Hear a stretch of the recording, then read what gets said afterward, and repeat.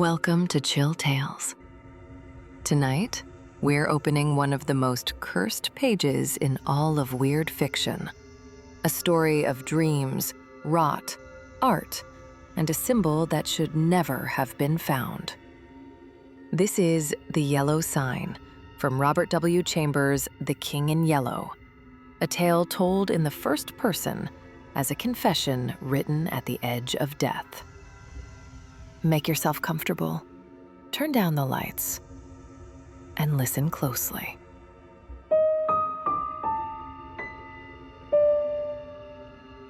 The year sign. Along the shore, the cloud waves break. The twin suns sink behind the lake. The shadows lengthen in Carcosa.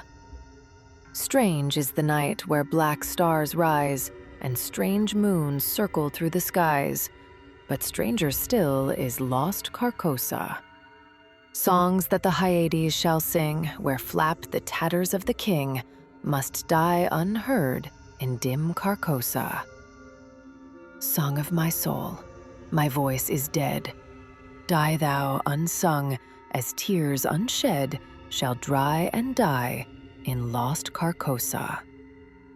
Song of Casilda, from The King in Yellow, Act 1, Scene 2, from the contents of an anonymous letter to the author.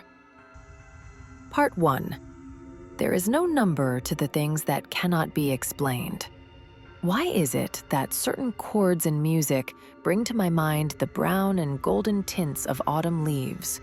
Why does the Saint Cecilia Mass send my thoughts wandering through caverns whose vaulted roofs blaze with confused masses of virgin silver? What unknown element in the uproar and chaos of Broadway at 6 p.m. makes me see in my mind's eye a still Breton forest in spring, where sunlight barely filters through the young leaves, and Sylvia bends, half curious, half tender, over a small green lizard, whispering, "Just think, this too is one of God's creatures." The first time I saw the watchman, he had his back to me. I followed him idly with my eyes as he crossed the churchyard and entered the church. I paid him no more attention than I gave to any other passerby in Washington Square that morning. When I closed the window and went back into my studio, I had already forgotten him. Later that afternoon, the day was warm. I raised the window again and leaned out for a breath of air. There was a man in the churchyard. I noted his presence without interest, just as in the morning. I watched the fountain playing in the square, then let my mind drift. Trees, paving stones, nurses pushing prams, people strolling on a holiday afternoon. I turned to go back to my easel. As I turned, my lazy gaze drifted once more to the man in the churchyard. This time, his face was turned toward me. Involuntarily, I leaned forward to see him better. At that very moment, the man lifted his head and looked up at me. The image that flashed into my mind was a white grub in a coffin. Why that man should fill me with such intense repulsion, I cannot say, but the picture he awakened in me, a fat white worm disturbed in its grave, was so vivid and so nauseating that my expression must have betrayed my disgust. He turned away his swollen face with a movement that made me think of a soft earthworm disturbed in the undergrowth. I went back to my easel and motioned to the nude model to pose again. I had been working for some time when I suddenly realized I was ruining the work I'd already done. I reached for the scraper and began to take the paint off. The flesh tone I had painted was livid, unhealthy. I couldn't understand how I had laid such repellent color onto a canvas that, up to that moment, had been full of light. I looked at Tessie. She was just the same as before, rosy with good health, cheeks flushed, breathing steady, while I frowned at the canvas. "Did I do something wrong?" she asked. "No, I did," I said. "I've made a mess of this arm. I don't know how I smeared this mud on the skin." "Was I posing badly?" she insisted.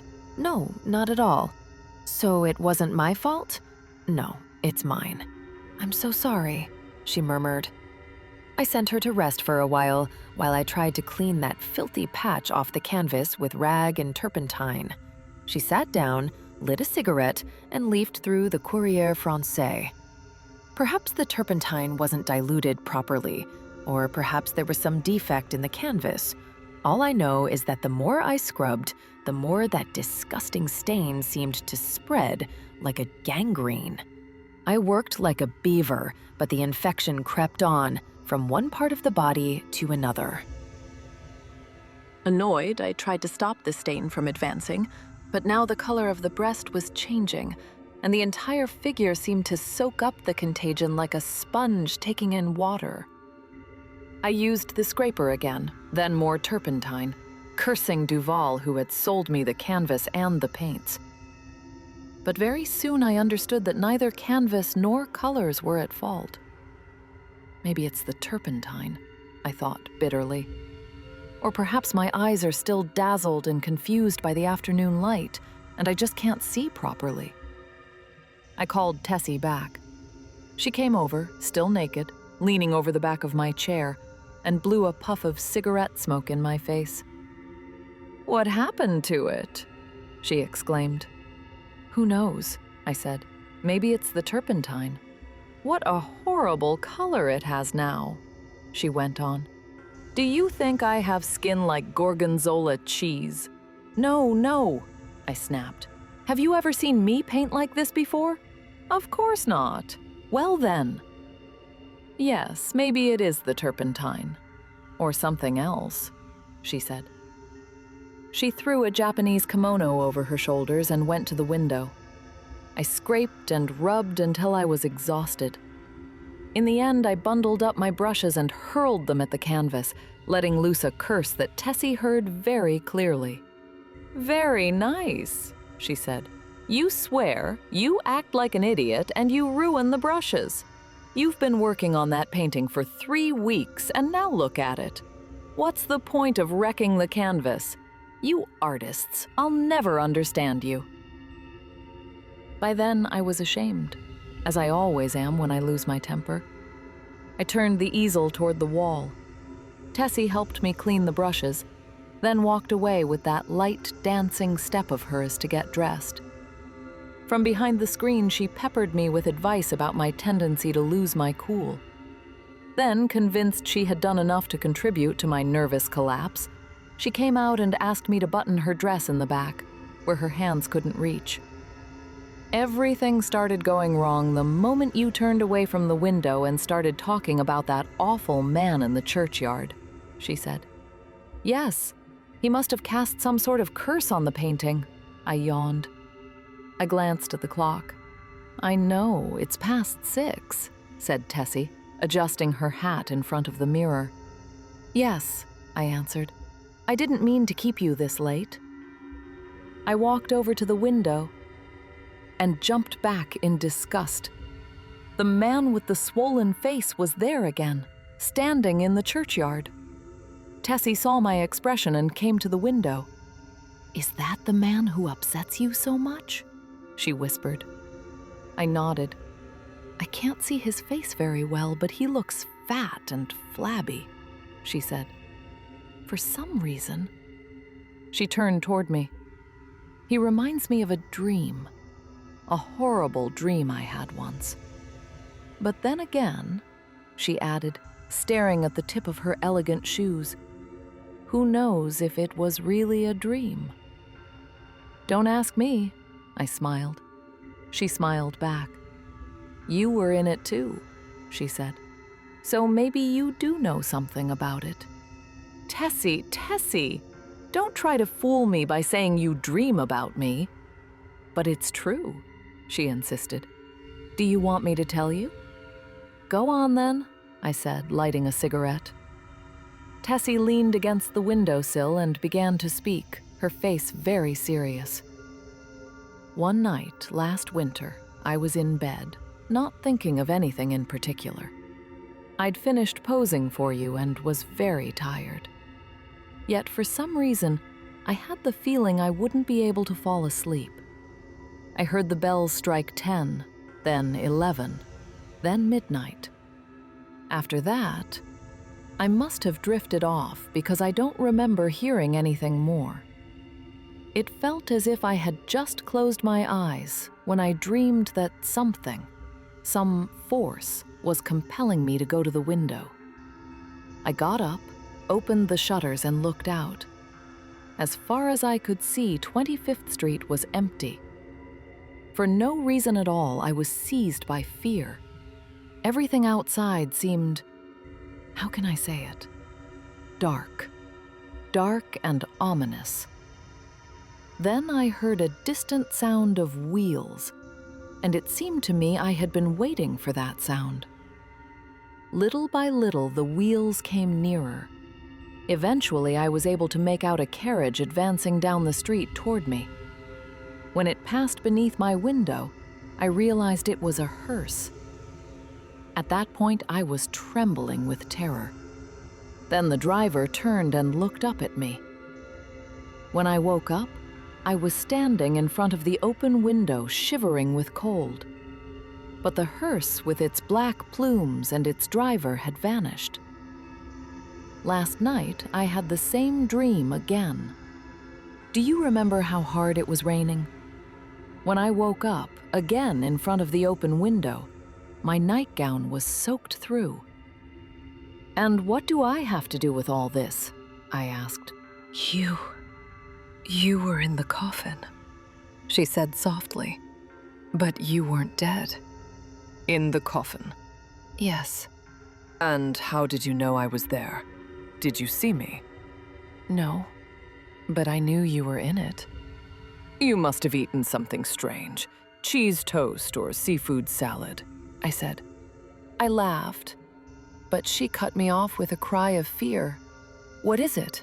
I asked, as she jerked back from the window. That man, the man out there in the churchyard. He was the one driving the hearse.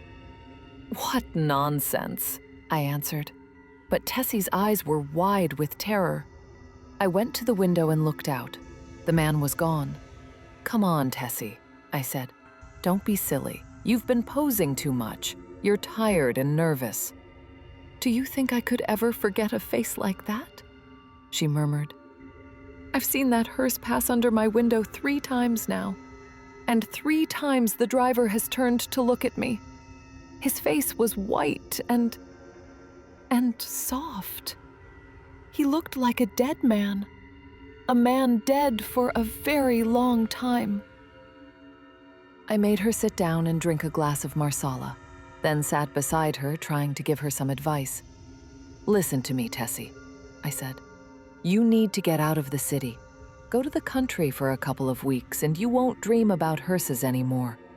You pose all day and by night your nerves are stretched tight. You can't go on like that. And instead of going straight to bed after work, I know you go off to picnics at Zolzer's Park, or to the El Dorado, or to Coney Island. Then the next morning you run here exhausted. There is no hearse.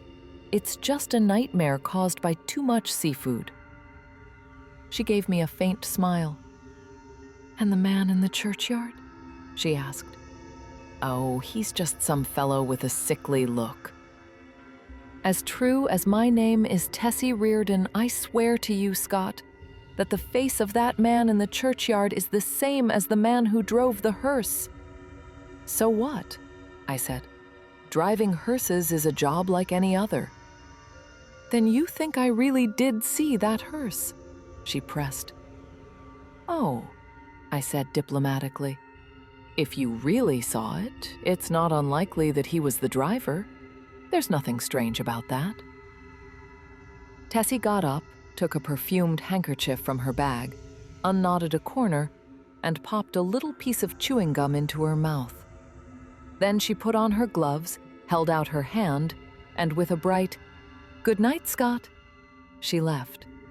The next morning, Thomas, the English hall boy, brought me the Herald and some news.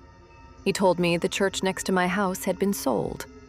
I thanked heaven, not because, as a Catholic, I disliked a congregational church, but because the preacher of that community had been wearing down my nerves for months with his sermons, shouted at such high volume that they echoed in my rooms just as in the church itself, He rolled his R's with such a nasal vibration that it gave me stomach cramps. And over everything, there was that devil in human form, the organist, who mangled the great sacred pieces with interpretations so personal that I, for one, would have asked for the guillotine for anyone who dares arrange classical music so that it sounds like some amateur brass band. The pastor, in the end, was probably a good man, but when he bellowed at the top of his lungs, "And the Lord said unto Moses, the Lord is the God of hosts, the Lord is his name," I couldn't help wondering how many centuries of purgatory it would take to purify him of such a crime. "Who bought it?" I asked Thomas. "Nobody I know, sir," he said. "They say that bloke who owns the Hamilton residence was sniffing around the place. Maybe he'll make more studios for artists out of it." I went to the window. The man with the swollen face was standing by the churchyard gate. One glance was enough to flood me again with repulsion.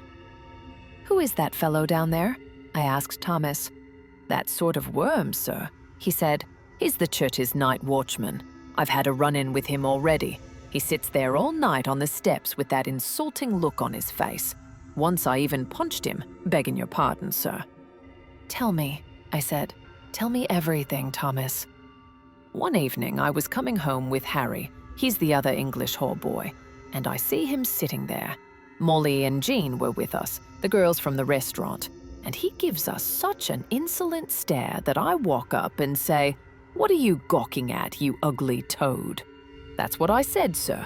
He didn't answer, so I go on, 'Get out of here or I'll smash your face in.' Then I opened the gate and went in, but he still didn't say a word, just sat there staring at me with that nasty look. So I hit him in the face, but it was so cold and soft, I nearly threw up when I touched him." "And what did he do?" I asked, fascinated. "Him? Nothing." "And you?" The young man blushed and smiled, embarrassed. "Mr. Scott, you know I'm no coward. I was in the 5th Lancers, bugler at Tel El Kebir, and I was wounded by the wells as well." "You don't mean to tell me you ran away, do you?" "Yes, sir, I ran." "And why, for heaven's sake?" "I'd like to know that myself, sir. I grabbed Molly by the arm and ran for it. The others were as frightened as I was." "What was there to be afraid of?" Thomas hesitated, but he had awakened my curiosity, and I insisted. 3 years in America had not taken away his London accent, but they had given him a very American fear of being ridiculous. "You're not going to believe me, sir," he said. "Of course I am." "You won't laugh?" "No." "Well then, sir," he said at last, "I swear to God, when I struck him, he grabbed my wrists, and when I twisted that soft, greenish fist of his, one of his fingers came off and stayed in my hand." The horror and disgust on his face must have been reflected on mine, because he added quickly, "Yes, it was awful. Now, whenever I see that fellow, I steer well clear. He turns my stomach." When Thomas had gone, I leaned out the window. The man was still by the church gate, both hands resting on the bars. I recoiled, horrified, because I saw that the middle finger of his right hand was missing. At 9, Tessie arrived, calling out a cheerful, "Good morning, Scott," as she slipped behind the screen. When she was undressed and posed on the platform, I happily began a new canvas.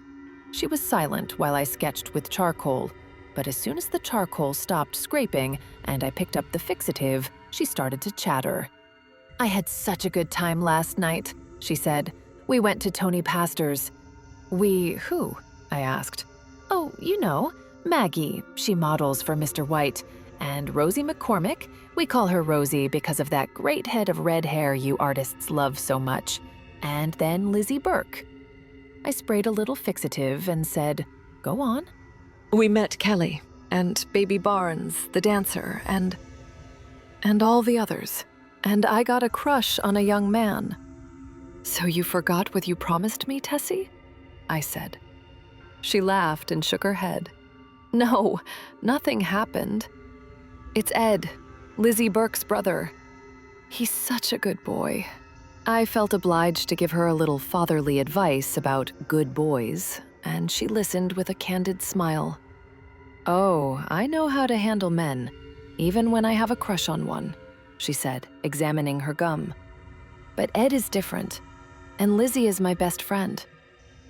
She told me Ed had just come back from Massachusetts, where he'd been working in the Lowell mills, and found that Lizzie and Tessie had grown up a lot. He was a proper young man who hadn't hesitated to spend an entire $1 on oysters and ice cream to celebrate his being hired as a clerk in the hosiery department at Macy's. Before Tessie was done talking, I had already begun to paint. She noticed and fell into pose, still smiling, still chirping like a sparrow. By noon, the painting was well underway, and Tessie came to look. Now that's more like it, she said. I agreed. We stopped for lunch, comforted by the feeling that, at last, things were going right. She set her lunch on my drawing table opposite me. We drank white wine from the same bottle and lit our cigarettes from the same match. I was very fond of Tessie. I'd seen her bloom in front of me, the slender, awkward child turning into a graceful woman with a marvelous body. For 3 years she had posed for me, and she was my favorite among all my models. If she ever became hard and experienced, I would be genuinely sorry. But so far, I'd noticed no change in her behavior, and I instinctively felt that she was a good girl. We never talked about morals, and I didn't intend to start. I had no moral standard of my own to offer as an example, and I knew that whatever I said, she would end up doing as she pleased. Still, I hoped she'd stay out of trouble, partly because I cared for her, and partly because I selfishly didn't want to lose the best nude model I'd ever had. I knew these crushes, as she called them, were fleeting things for girls like Tessie, and that in America they play out differently than in Paris. Yet, having lived my own life, I knew that sooner or later someone would take her away from me. Though I considered marriage a foolish institution, I sincerely hoped that, in Tessie's case, if someone did appear, a priest would be involved. I am Catholic. When I go to High Mass, everything around me seems brighter, including myself. When I go to confession, I feel better. A man who lives alone as I do needs someone to confide in. And Sylvia had been Catholic too, which mattered greatly to me. Tessie was also Catholic, and far more observant than I was. So I tried not to worry too much about her future, at least until she fell in love. She sat there, blowing smoke toward the ceiling and rattling the ice in her glass. You know, little one, I had a dream last night too, I said. I meant so grim about that awful man, did you? She laughed. But I did. A dream similar to yours, but much more terrifying. It was stupid to talk about it, but painters are tactless creatures. I must have fallen asleep around 10, I went on, and after a while I dreamed that I woke up. I heard the bells strike midnight, the wind in the trees, and the sirens of the steamers out in the bay with such clarity that even now I can barely believe I wasn't really awake. It seemed to me I was lying in a box, covered with a pane of glass. I could see the street lamps as I passed, because I must warn you, dear Tessie, that the box I was in seemed to be placed on some kind of springed vehicle moving along a road. After a while, I got impatient and tried to move, but the box was too narrow. My hands were on my chest, fingers interlaced, and I couldn't lift them. I could hear, but when I tried to shout, I found I had no voice. I heard the horse's hooves on the paving stones, and even the driver's breathing. Then I heard another sound, like a window sash being raised. I managed to turn my head a little, and I saw that I could look not only through the glass above me, but also through the sides. A row of houses went by, all dark and empty, without light or life, except one. In that house, at the first floor, a window was open, and a white figure was looking down into the street. It was you. Tessie had turned her face away and was leaning her elbow on the table. I saw your face clearly, I continued, and it looked very sad. Then we passed your house and turned into a narrow, dark alley. The horses stopped. I waited a long time, eyes closed with fear and impatience, but there was only a silence like the grave. It seemed like hours passed. I began to feel a terrible uneasiness. Finally, I had the sensation that someone was beside me, and I opened my eyes. I saw the livid, swollen face of the hearse driver bent over me, staring at me through the glass cover of the coffin. Tessie's sob cut me short. She was trembling like a leaf. I realized I'd been an idiot and tried to repair the damage. "Come now, Tessie," I said. "I only told you that to show you how much one person's dream can influence another's. You don't really think I was in that coffin, do you? Why are you shaking like that? Can't you see that your dream and my instinctive dislike of that harmless church watchman got into my head the moment I fell asleep?"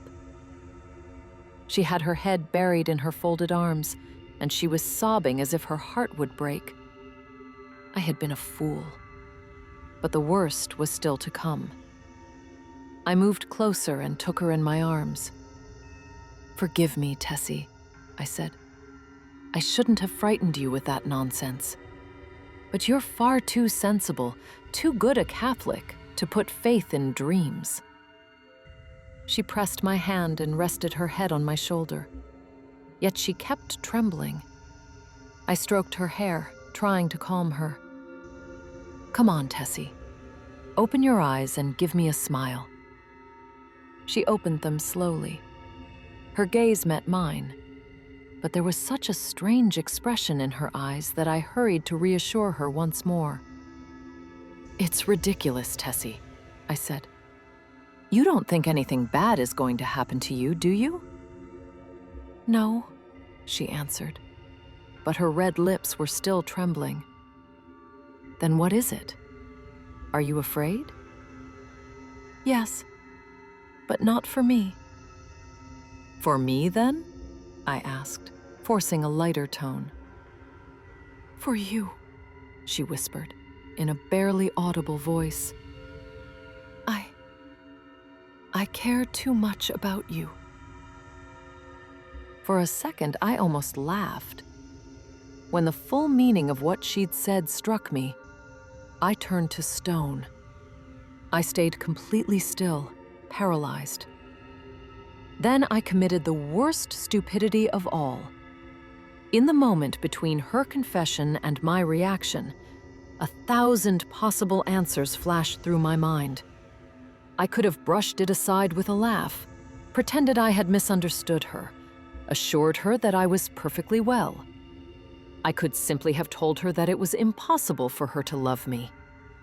Instead, my reaction was faster than my thoughts. I kissed her on the mouth. That evening, I took my usual walk in Washington Park, thinking over what had happened during the day. There was no going back now. I had to look the future in the face. I am not an especially good man, and I do not worry too much about scruples, but I had no wish to deceive myself or Tessie. The only true passion of my life had long since been lost in the sun-drenched woods of Brittany. But was it truly lost? Hope insisted no. For 3 years, I had listened to that voice and waited to hear a step at my door. Had Sylvia forgotten me? Again, Hope cried, no. I have said I am not a particularly good man, that is true. But neither am I a melodramatic scoundrel. I had led a careless life, taking pleasure whenever it appeared, and often paying the consequences with bitter regret. In only one thing, painting aside, had I been serious, and that thing was hidden, yet not lost, in the Breton woods. But now it was too late to regret what had happened that day. Whatever had driven me, pity, sudden tenderness at the sight of such distress, or the coarse instinct of gratified vanity, no longer mattered. If I didn't want to harm an innocent heart, there was only one path open. The intensity of Tessie's emotion, the ardor, the depth of a passion I had never suspected, despite my supposed experience of the world, left me only two choices: return her love or send her away. I don't know whether it was because I always fear hurting others or because there is something stubbornly Puritan in me, but I did not want to escape the responsibility of that thoughtless kiss. Besides, I hadn't had time to draw back, not before she opened her heart and let her feelings pour out. Those rigid souls who pride themselves on doing their duty at all costs and who take a grim satisfaction in making themselves and others miserable might have resisted that tide. I didn't even try. Once the storm had passed, I had tried to tell her that it would be better for her to fall in love with Ed Burke and wear a wedding ring. She hadn't listened, and I had thought that if she was doomed to love someone she could not marry, perhaps it was better that someone be me. At least I would treat her with intelligent affection, and when her infatuation ended, as it surely would, neither of us would have suffered deeply. For that reason, I decided to protect her, knowing full well it would not be easy. I knew how platonic relationships generally end, and the thought annoyed me. I was fully aware that I was taking on a hard task for a man of few scruples like myself, but not for one moment did I doubt that Tessie would be safe with me. If she had been another woman, I might not have cared so much, but I was determined not to sacrifice her innocence by treating her like any other worldly woman. I tried to look steadily into the future and imagined all the possible endings of this situation. She might grow tired of me, or become so unhappy that I would have to choose between marrying her or running away. If I married her, we would both be unhappy. I with a woman unsuited to me, she with a husband unsuited to any woman. My own past gave me no right to marry. On the other hand, if I left her now, she would fall ill, then recover, and eventually marry some Ed Burke or do something foolish. And if she grew tired of me later, she would be left with a lifetime of Ed Burke, gold rings, maybe twins, a small room in Harlem, and God knows what else. Under the trees by the Washington Arch, I decided that whatever came, Tessie would always find in me a loyal friend. The future would take care of itself. Then I went home and dressed for the evening. On my desk lay a delicately scented note. "Come by cab to the stage door at 11, it said, and it was signed Edith Carmichael, Metropolitan Theater, June 19th, 1899. That night, I dined, or rather Edith and I dined, at Solari's, and dawn was just touching with gold the great cross of Memorial Church when I finally returned to Washington Square, having taken Edith back to the Brunswick. The park was empty as I walked among the trees and took the path that leads to the statue of Garibaldi near the Hamilton apartment house. As I passed the churchyard, I saw a figure sitting on the stone steps. I shuddered at the sight of that livid, swollen face and quickened my pace. Then the man said something. It might have been addressed to me, or it might have been spoken only to himself. At any rate, sudden fury took hold of me at the thought that such a creature should dare speak to me. For a brief instant, I felt an impulse to turn back and smash his head with my cane. Instead, I kept walking, went into the building, and climbed to my apartment. For a long time, I tossed in bed, trying in vain to free my ears from the sound of his voice. That whispering sound filled my skull like the thick, greasy smoke of a boiling cauldron of fat, or the stench of rotting meat. As I twisted and turned, the words grew clearer and clearer in my ears. Finally, they rose slowly into full consciousness, like the memory of something long forgotten, and I recognized them. They said, "Have you found the yellow sign? Have you found the yellow sign? Have you found the yellow sign?" I was beside myself with rage. What did he mean? Muttering the foulest curses I could think of upon him, I turned on my side and at last fell asleep. But not for long. Later, I woke, pale and shaken. I'd had the same dream as the night before, and I was more disturbed by it than I cared to admit. I dressed and went down to the studio. Tessie was sitting by the window, and when I entered, she sprang up, threw her arms around my neck, and gave me an innocent kiss. She was so sweet and graceful that I kissed her again, then sat down at the easel. "Well, where's the sketch I started yesterday?" I asked. Tessie gave me a shy look and didn't answer. I began hunting through the stack of canvases. "Come on, Tess, get undressed," I said. "I want to make use of the morning light." When I finally gave up the search and looked around the room for the new canvas, I noticed that Tessie was standing by the screen, still fully dressed. "What's wrong?" I asked. "Are you not feeling well?" "No, I'm fine." "Then hurry up." Do you really want me to pose like usual?" At last I understood. There was a new complication. Obviously, I had lost the best nude model I'd ever had. I stared at her. Her face was as red as a tomato. Alas, we had tasted the forbidden fruit, and Eden and innocence were behind us now. For her, at least. She saw my disappointment and quickly said, "I'll pose if you want. The sketch is behind the screen. I put it there." "No," I said. "We'll try something different." I went to the wardrobe and took out an Arab costume, glittering with spangles. It was genuine, and Tess carried it behind the screen with wide eyes of admiration. When she came out, I was astonished myself. She had fastened her long black hair with a turquoise band across her forehead, and the curls fell to her waist, to the shining belt. On her feet, she wore embroidered pointed slippers. The heavily patterned skirt fell to her ankles. The bodice was a deep metallic blue, stitched with silver thread. Over it, the Moorish bolero, studded with turquoise, suited her perfectly. I slipped a hand into my pocket and took out a thin gold chain with a crucifix and placed it over her head. "It's for you, Tessie," I said. "For me?" she whispered. "Yes, it's yours. Now go and pose."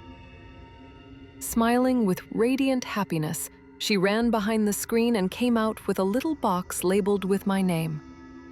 "I wanted to give it to you before I went home tonight," she said. "But now I can't wait." I opened the box.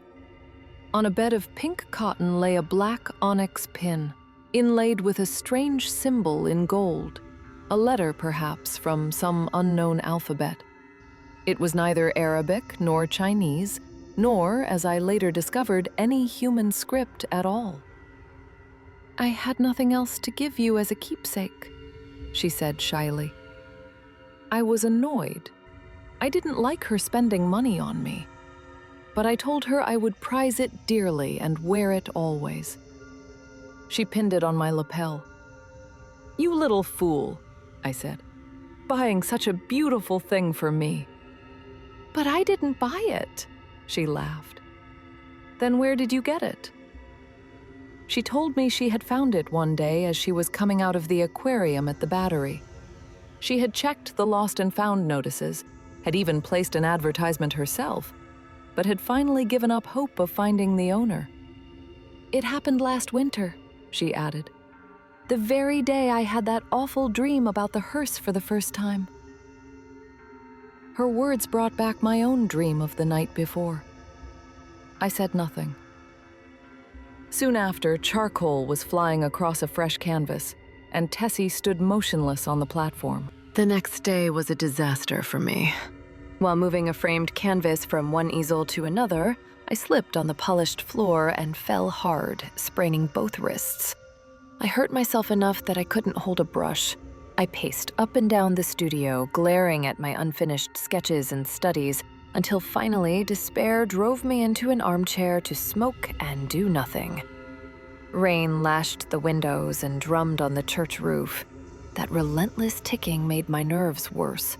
Rain lashed the windows. Tessie sat by the window embroidering. Every now and then she would look up with innocent sympathy until I was ashamed of my irritability and looked around for something to do. I had read every book and magazine in my library. Still, just to do something, I went to the shelves and opened the glass doors with my elbow. I recognized every book by the color of its spine. I ran my eyes over them all, whistling to keep up my spirits. I was about to turn away and go into the dining room when I noticed a yellow-covered volume in a corner of the top shelf. I did not remember owning it, and I couldn't make out the faded lettering on the spine. I called Tessie from the other room. She climbed onto a chair to see the title. "What is it?" I asked. "The King in Yellow," she said. I was stunned. Who could have put it there? How had it come into my rooms? Long ago, I had decided never to open that infamous book, and nothing in the world would ever have induced me to buy it. When I saw it in a library, I would avert my eyes for fear of being tempted to open it. And if I ever had been tempted, the memory of the dreadful fate of young Castaigne, whom I had known well, would have been enough to keep me away from those accursed pages. I had always refused to listen to any summary of its contents. In truth, no one I knew had ever dared discuss the second part, so I had no idea what it contained. I stared at that poisonous yellow binding as if it were a coiled snake. "Don't touch it, Tessie," I said. "Get down." But of course, my hesitation only inflamed her curiosity, and before I could stop her, she had seized the book and, dancing lightly, fled into the studio, smiling in defiance. I followed, annoyed. "Tessie," I cried, "listen to me, I mean it. Leave that book alone. I don't want you to open it." The room was empty. I searched both sitting rooms, the bedrooms, the bathroom, the kitchen, and finally returned to the library to begin a more methodical hunt. She had hidden so well that it took me more than half an hour to find her. She was huddled under the grated warehouse window upstairs, pale and silent. The yellow book lay open at her feet, open at the second part. At once I understood that her thoughtless play had been punished. She had read The King in Yellow. I took her hand and led her back to my studio. She seemed dazed, and when I told her to lie on the couch, she obeyed without a word. After a while, she closed her eyes, and her breathing became deep and regular. I couldn't tell whether she was truly asleep. I sat beside her for a long time. She never moved and never spoke. At last, I rose and went up to the unused storeroom. With my injured hand, I picked up the yellow book from the floor. It felt to me as heavy as lead. I carried it into the studio, sat down on the carpet beside the couch, opened the volume. "And read it, from the first word to the last." Then, exhausted and overcome with emotion, I let it fall and leaned my head wearily against the couch. Tessie opened her eyes and looked at me. We had been talking for some time, in a low, monotonous voice, before I realized that our subject was the King in Yellow. What an immense crime the author of those words had committed. Words clear as crystal, limpid and musical like the murmur of springs, bright and splendid as Medici poison diamonds. They carried with them the corruption of a soul utterly damned, yet still capable of enchanting and enslaving human beings with words alone. Words that could be understood by both learned and ignorant, more subtle than the music of the spheres, more terrifying than death itself. More terrifying than death itself. We went on talking, unaware of the shadows gathering around us. She begged me to throw away the onyx pin with its bizarre emblem, which we now understood to be the yellow sign. The yellow sign. I don't know why I refused. Even now, as I write this confession in my bedroom, I would be glad to know what held me back from tearing the yellow sign from my coat and casting it into the fire. I know I wanted to, yet somehow Tessie pleaded in vain. Night fell, the hours slid by, and we went on whispering about the king and the pallid mask, while outside, the fog drifted past the windows like waves of cloud breaking on the shores of Lake Halley. On the shores of Lake Halley. The house lay silent. No sound rose from the streets, now white with mist. Tessie lay among the pillows, her face a dark blur in the gloom, but her hands were clasped tightly in mine, and I knew she could read my thoughts as clearly as I read hers. For we had solved the riddle of the Hyades, and the phantom of truth had been exorcised. Then, as we answered each other's questions silently and swiftly, thought after thought, the shadows around us stirred. From far away in the city, a sound began. It came closer. Closer. A sinister creaking of wheels. Now it was here, just outside the door, and stopped. I dragged myself to the window. A hearse stood there, plumed in black. Down in the street, the main door of the building opened and closed.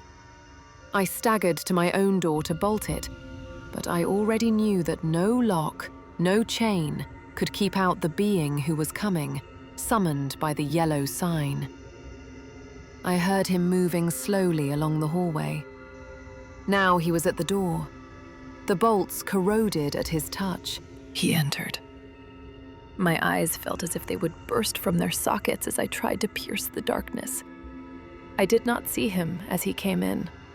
I only saw him when I felt that cold, slimy grasp close around me.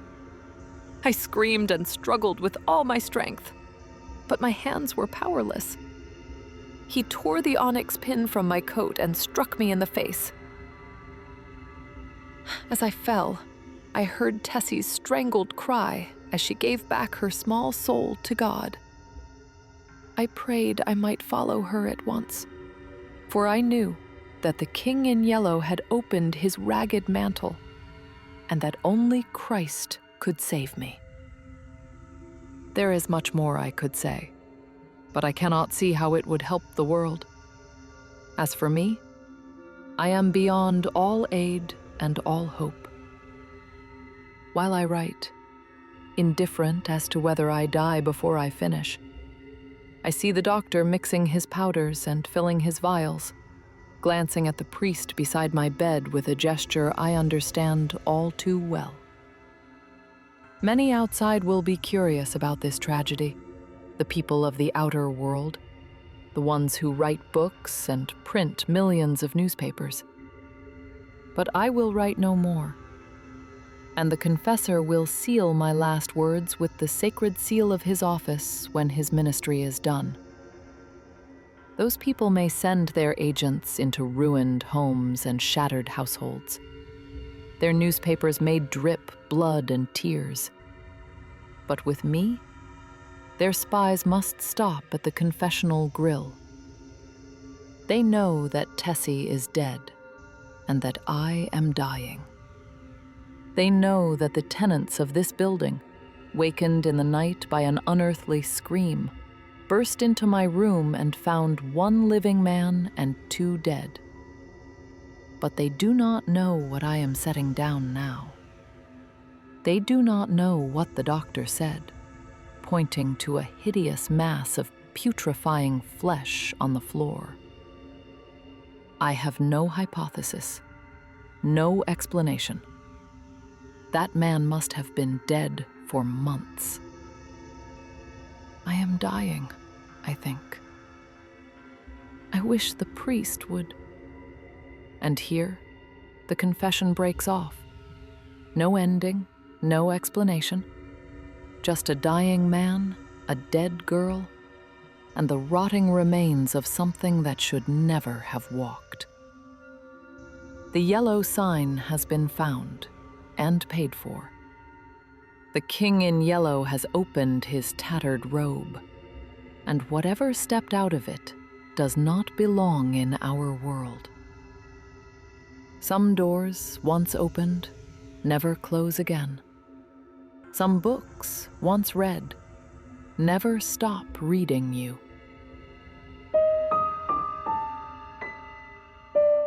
You've just listened to The Yellow Sign, adapted for audio from Robert W. Chambers' The King in Yellow, here on Chill Tales. If this story chilled you, help the channel grow in the simplest way possible.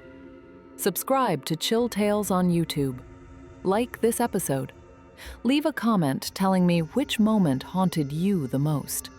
And share this audio with someone who loves classic, unsettling horror. Until the next night, keep the lights low, keep your books closed.